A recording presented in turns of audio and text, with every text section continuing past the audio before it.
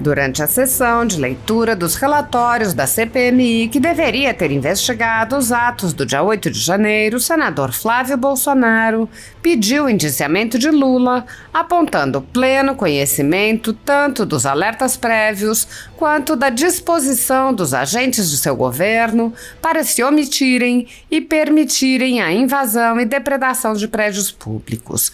O senador apontou não apenas a impossibilidade de que Lula não soubesse, mas uma série de indícios de que Lula sabia e alterou seus planos de viagem para se afastar do cenário durante o ocorrido.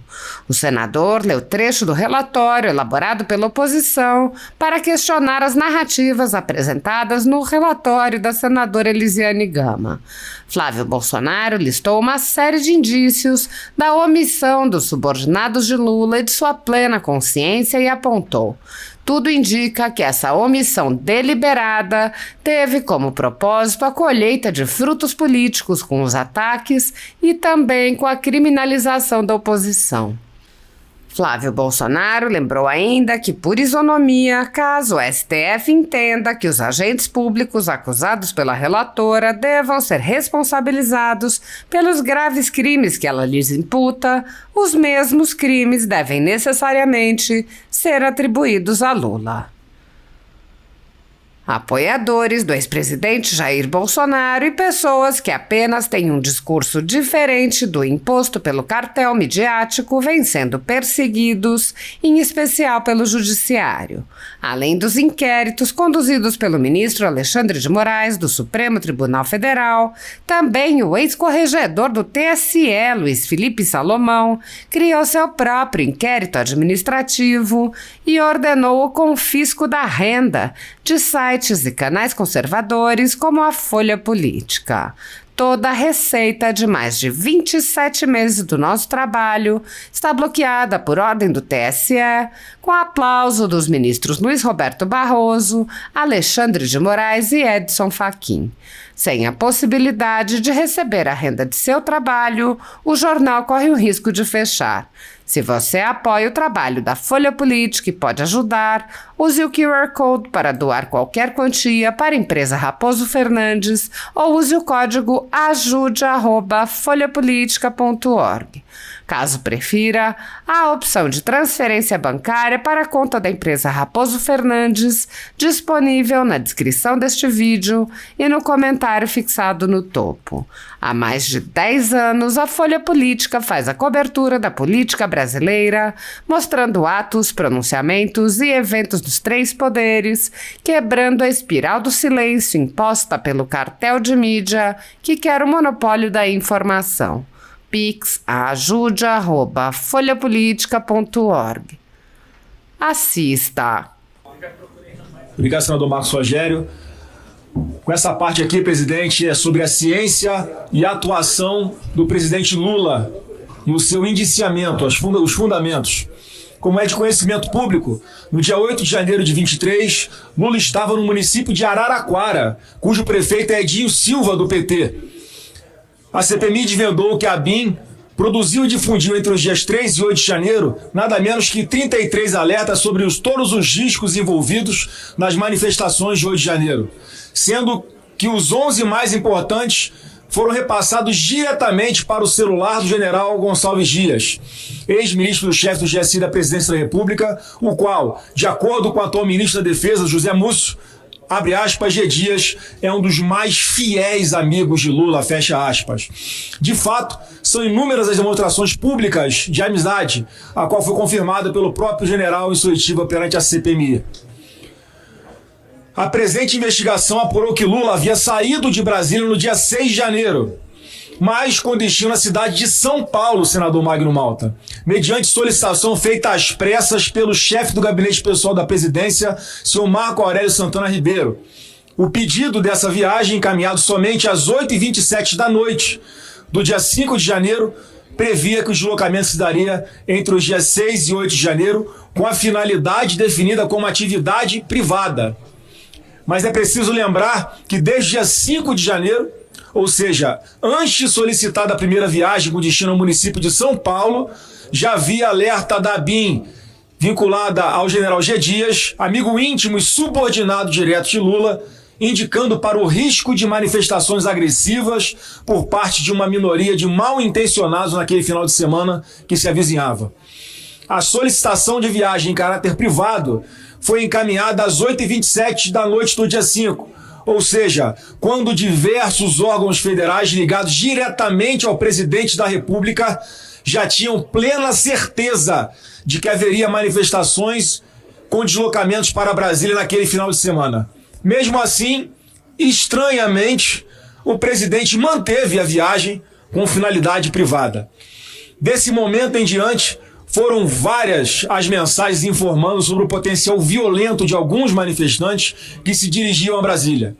Em outras palavras, senador Magno Malta, quando o presidente Lula decidiu se deslocar para Araraquara, já eram abundantes os avisos de que haveria invasão aos prédios públicos e o impacto violento por parte de alguns manifestantes.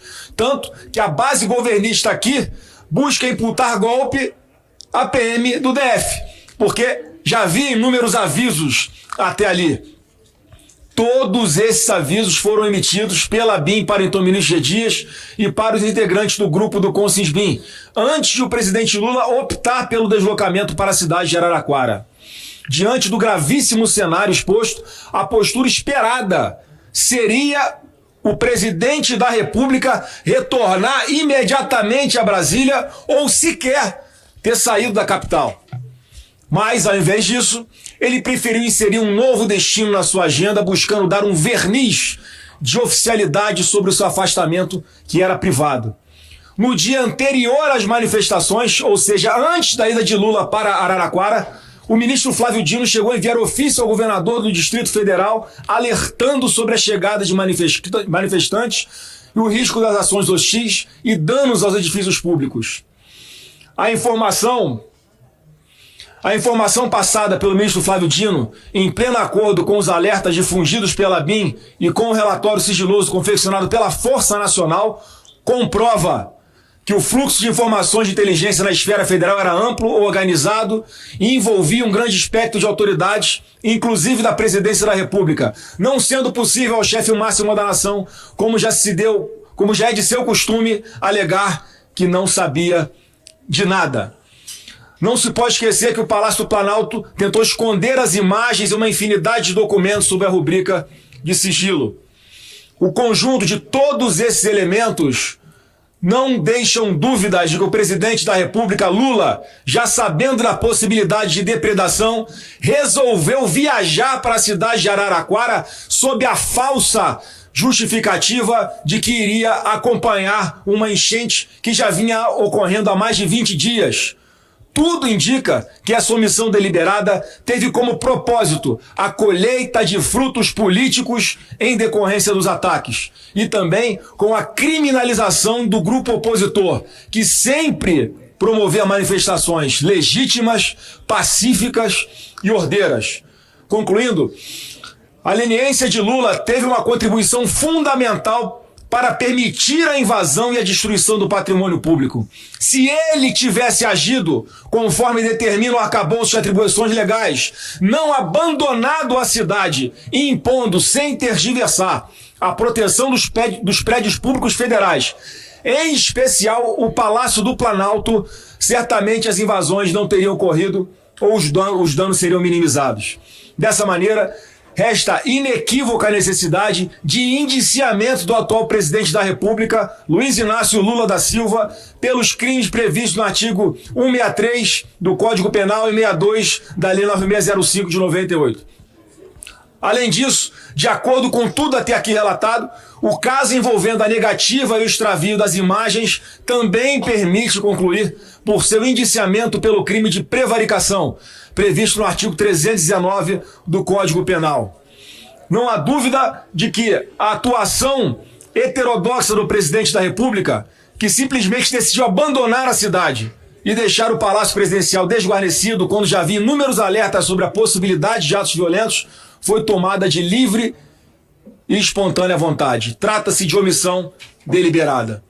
Por fim, fundamental ressaltar que, embora a compreensão desse voto em separado seja a de que os atos e omissões relativos ao 8 de janeiro não abrem margem para incidência dos crimes previstos nos artigos 359L e 359M, ambos do Código Penal, é necessária a isonomia de tratamento. De modo que, caso o STF entenda que os agentes públicos que se omitiram devam responder por tais delitos, espera-se, por questão de coerência e razoabilidade, que o mesmo entendimento também seja aplicado para o caso do presidente Luiz Inácio Lula da Silva, que, assim sendo, também deve responder por abolição do Estado Democrático de Direito e golpe de Estado, uma vez que ele era o comandante em chefe das Forças Armadas.